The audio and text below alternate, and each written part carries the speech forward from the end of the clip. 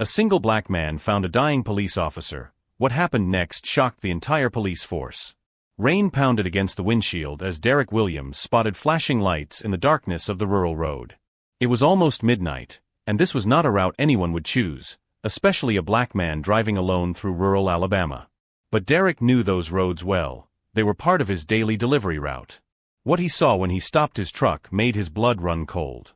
An overturned police car, smoke billowing from the hood, and a young blonde police officer slumped in the driver's seat, blood streaming down her face.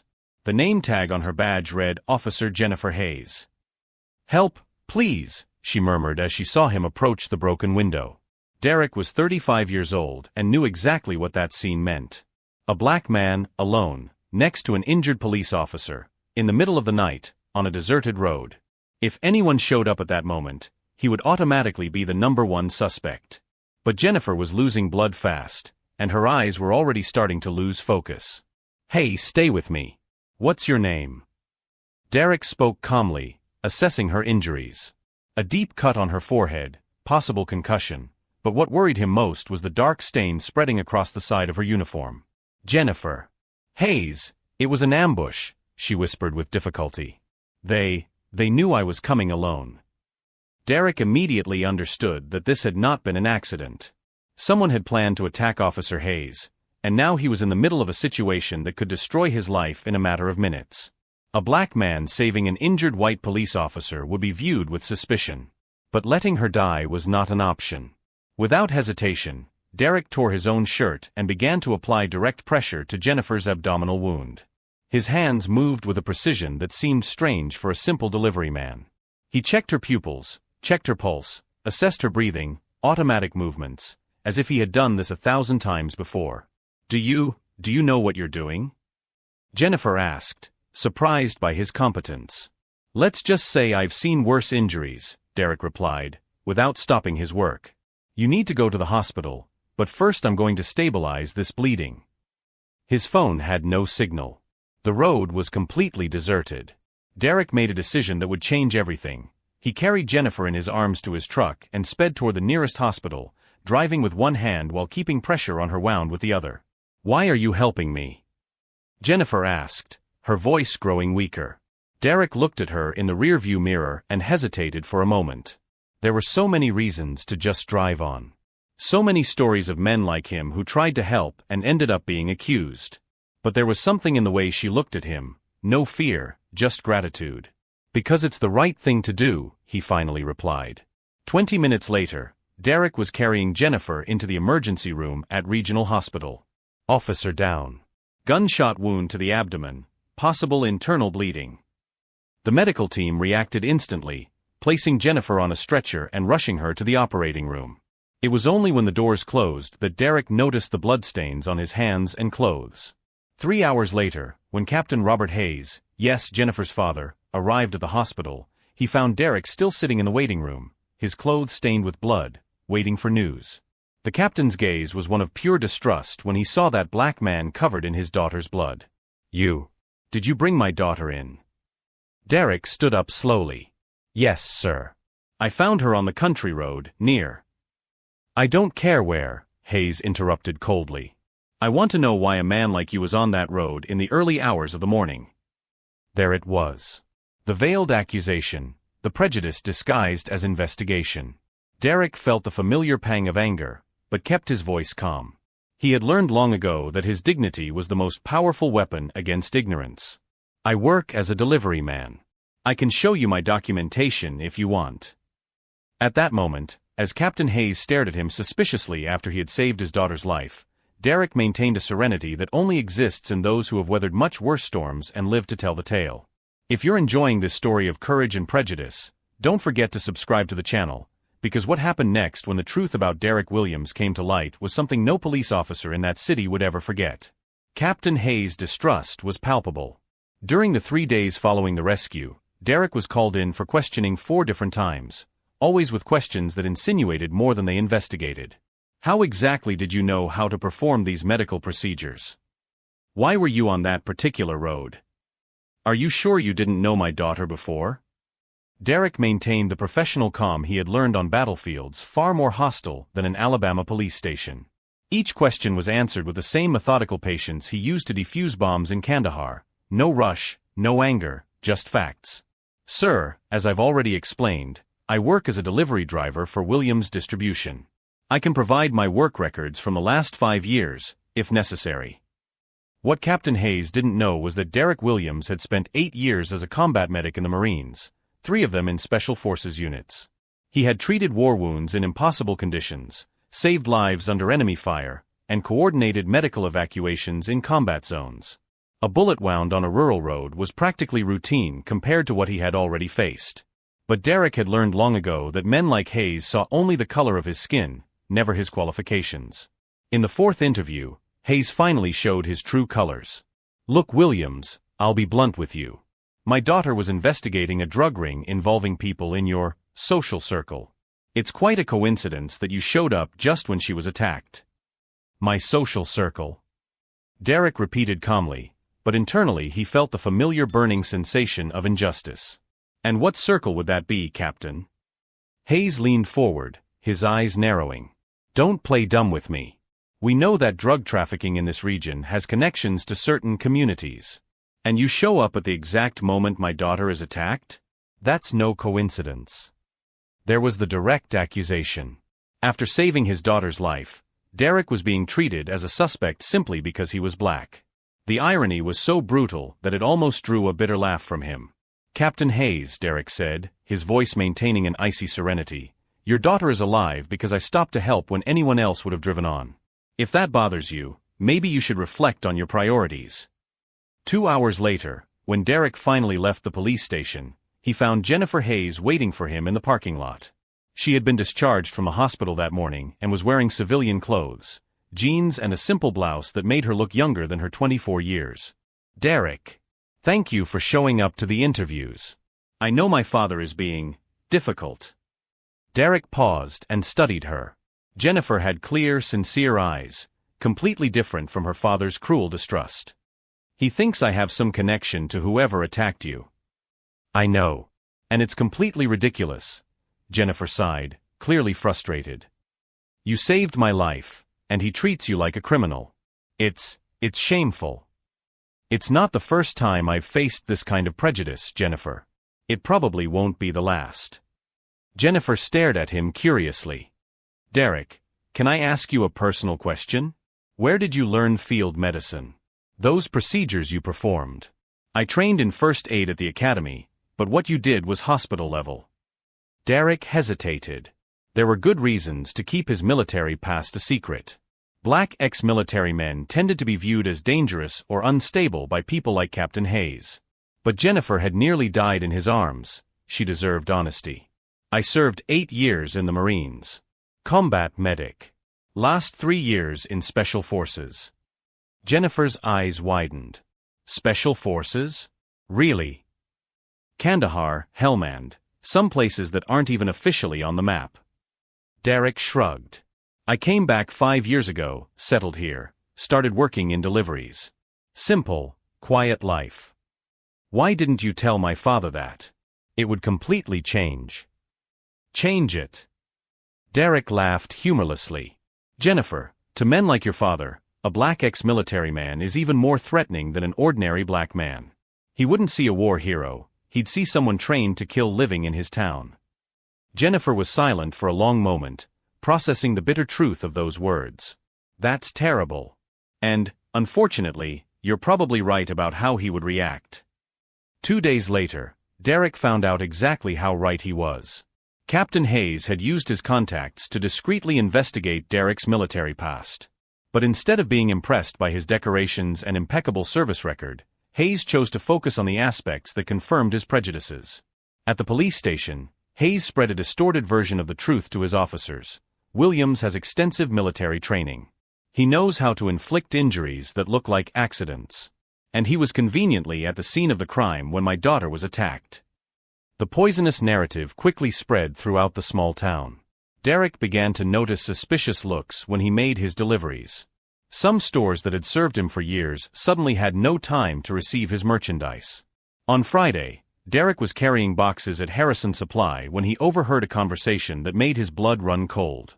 I heard that black guy who saved the police officer has military training. I bet he set the whole thing up himself. Makes sense. Create the situation, then show up as the hero. Classic. Derek continued working in silence, but his hands gripped the boxes tighter. He had been through much worse: open discrimination, direct threats, hostility in war zones. But something about this particular betrayal hurt differently. He had saved a life, risked his own safety, and was being painted as the villain. That night, Derek received an unexpected call. "Derek? It's Jennifer. I need to see you. It's about my father and, well, I think you deserve to know what's going on." They met at a cafe on the outskirts of town, away from prying eyes. Jennifer seemed nervous, constantly checking over her shoulder. "Derek, my father is spreading rumors about you, saying you have dangerous training, and that you may have orchestrated my attack." Derek nodded calmly. "I know. Small towns don't keep secrets."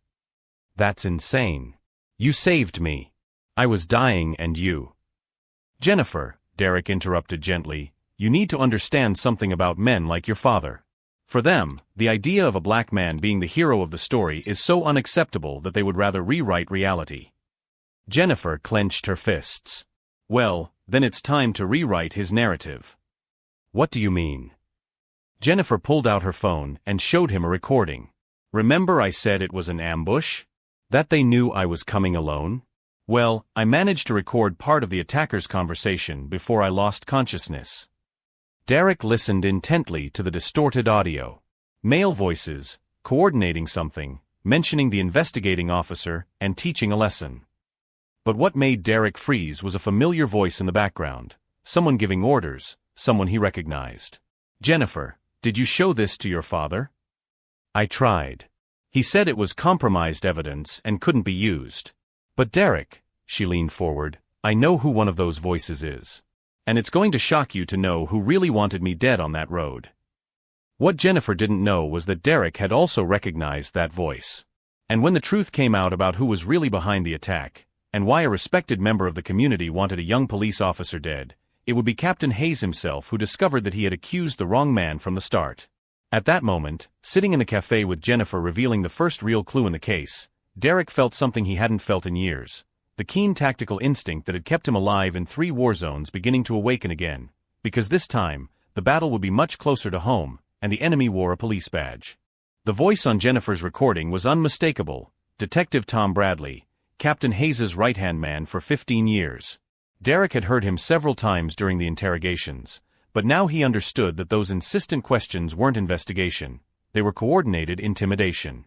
"Bradley was coordinating the attack against you," Derek said calmly, handing back the phone. "The question is, does your father know about this?" Jennifer shook her head, confused. "Impossible. My father trusts Bradley completely. They've been partners for 15 years. Enough time to build a very solid scheme." Derek leaned back in his chair, his military mind already connecting the dots. "Jennifer, tell me something. What kind of investigation were you doing that upset so many people?" "Money laundering. Shell companies receiving inflated municipal contracts. I discovered a suspicious pattern over the last 3 years. Always the same companies winning bids, always at prices well above market value." Derek nodded. He had seen similar schemes in Afghanistan, where corrupt officials embezzled reconstruction funds. And who approved these contracts? The mayor, obviously. But, Jennifer hesitated, all municipal corruption investigations go through my father's desk before moving forward. There it was. Captain Hayes wasn't just a racist protecting his daughter, he was potentially part of the scheme she was investigating. The irony was brutal. Derek was being pursued by the very man who should be under investigation. Over the next 3 days, Derek put into practice skills he hadn't used in 5 years. Discrete surveillance, pattern analysis, intelligence gathering, all tools he had honed in counterterrorism operations, now applied in a small Alabama town. He began by following Bradley during his off-duty hours. The detective frequented a specific bar on Tuesdays, always meeting with the same 3 men. Derek photographed them discreetly from his truck parked across the street, using a zoom lens he had kept from his military days. One of the men was Marcus Webb, owner of Webb Construction, one of the companies Jennifer had identified in the suspicious contracts. Another was Dale Morrison, the mayor's advisor. The third Derek recognized from local news reports, James Fletcher, a businessman who had generously donated to the mayor's re-election campaign. During these surveillance operations, Derek noticed something interesting. Bradley always left the bar 10 minutes before the others and invariably made a phone call from the parking lot. Derek couldn't hear the conversations, but the timing was too consistent to be a coincidence. On Thursday, Derek received a call from Jennifer. "I need to see you urgently. Something has happened." They met at the same cafe, but this time Jennifer looked frightened. "My father called me this morning. He said he received reliable information that you are stalking me, that he has photos of you following me." Derek frowned. "What photos? We've met twice, always in public places, on your initiative." "I know. But someone is feeding him this information." "Derek," Jennifer lowered her voice, "he's talking about getting a restraining order against you. He said that men like you develop dangerous obsessions with the white women they save." The manipulation was brilliant and repugnant at the same time. Turning the hero into a stalker, the savior into a predator. Derek recognized the tactic. He had seen enemy propagandists use similar distortions to discredit American soldiers overseas. "Jennifer, I need you to trust me. Over the next few days, I may seem distant, but that's because I'm investigating on my own. I can't involve you in this anymore. If your father finds out you're helping me, it could hurt you too." "What kind of investigation?" Derek hesitated. Revealing too much could put her in danger, but she deserved to know the basics. "Let's just say I learned a few things in the army that go beyond field medicine. And I'm starting to suspect that the attack on you wasn't random. Someone wanted to silence your investigation." That night, Derek methodically organized all the information he had collected on his laptop. Photos of Bradley's meetings, municipal contract schedules, dates of fraudulent bids, connections between the companies involved. He created a complete digital dossier, with backups on multiple devices. But the missing piece was definitive proof of the connection between Bradley and the attack on Jennifer. For that, Derek would need something more risky. On Friday, Derek put his plan into action. Using a military listening device he had forgotten to return to the army, he arrived at the bar an hour before Bradley and his associates. The equipment, disguised as a cell phone charger, accidentally left on a nearby table, would pick up conversations within a 15-meter radius. For 2 hours, Derek pretended to read a newspaper while he waited. When Bradley and the others arrived and settled into their usual table, Derek's heart raced. For the first time in 5 years, he felt the adrenaline rush of an ongoing intelligence operation. The initial conversation was trivial, complaints about traffic, lame jokes. But after 2 rounds of beer, Webb lowered his voice. "Bradley, that cop is messing with the contracts again. I thought you had sorted that out." "I sorted it out temporarily. But she's stubborn, just like her father. And now she has that black guy protecting her." Morrison laughed sarcastically. "Protecting? I heard Hayes thinks the guy is stalking the girl." "That's what he thinks, and that's better," Bradley replied. "Let the old man focus on his racial obsession while we deal with the real problem." Fletcher leaned forward. "What real problem? The girl almost died in the accident." "Almost isn't enough," Bradley said coldly. "And that veteran complicated everything by showing up at the wrong time. Now she has protection, and he has skills we didn't expect." Derek felt his blood run cold. They were planning a second attack. Webb cleared his throat nervously. "Bradley, maybe it's better to back off. Too much attention has already." "Back off, my ass. We have 10 million in approved contracts for next year. I'm not going to let some rookie cop ruin that." Bradley lowered his voice even further. "On Monday, I'm going to suggest to Hayes that he transfer his daughter to night patrol in the countryside. Isolated, vulnerable. And this time, we'll make sure there are no witnesses or improvised heroes." Derek discreetly turned off the equipment and left the bar. He had everything he needed: Bradley's recorded confession admitting to the first attack and planning the second, a clear connection to the money laundering scheme, and evidence that he was manipulating Captain Hayes. But Derek also knew he couldn't just hand the recording over to the authorities. Bradley had too many connections, and Hayes was compromised by his own ignorance and prejudice. Derek needed a more elaborate strategy. Walking to his truck under the streetlights, Derek felt something he hadn't felt in years, the quiet excitement of a mission with a clear purpose. For 5 years, he had tried to be just an ordinary civilian. But some battles choose you, whether you're ready or not. That night, Derek worked until dawn organizing evidence, planning moves, preparing a counteroffensive that Bradley, Webb, Morrison, and Fletcher would never see coming. The former combat medic was about to remind his superiors that underestimating the enemy was the first step to defeat.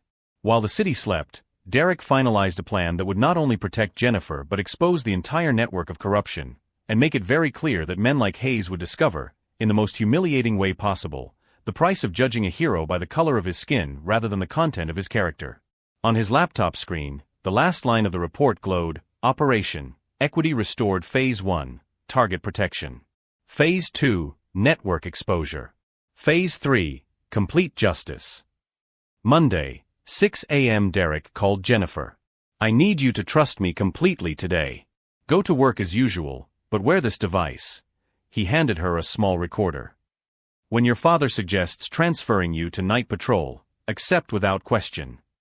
Derek, this is dangerous. If they try, they won't stand a chance.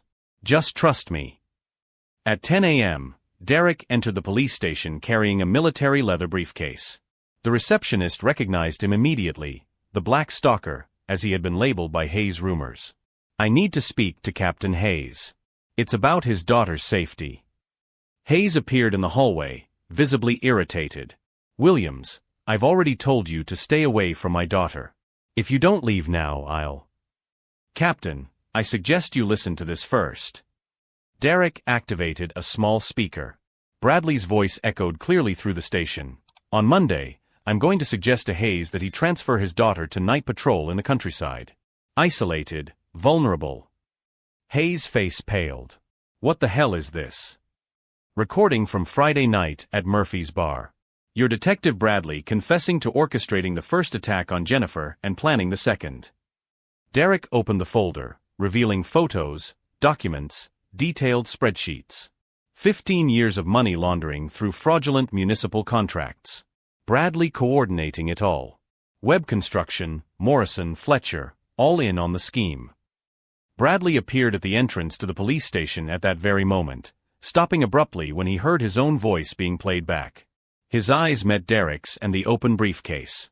For the first time, the experienced detective showed real panic. Hayes, don't listen to this lunatic.